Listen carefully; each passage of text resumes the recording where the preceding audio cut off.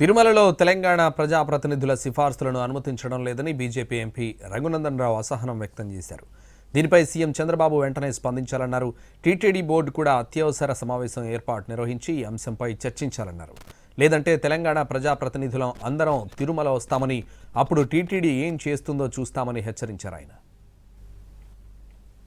తెలంగాణ ప్రాంత ప్రజాప్రతినిధులు ఒకటే కోరుకుంటున్నారు, 294 మంది ఎమ్మెల్యేల లేఖలని అకామిడేట్ చేయగలిగిన టీటీడీ ఈరోజు కేవలం 153 మంది ఆంధ్ర ప్రాంత ఎమ్మెల్యేలకే పరిమితం కావడం అనేది బాధాకరమైనటువంటి విషయం. ముఖ్యమంత్రి గారు అలో చేస్తామని చెప్తారు, బోర్డు అప్రూవల్ అయిందని చెప్తారు.